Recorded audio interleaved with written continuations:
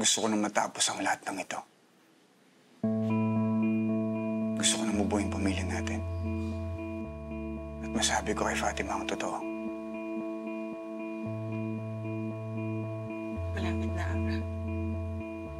Kaparas, lumahod ka sa lupa.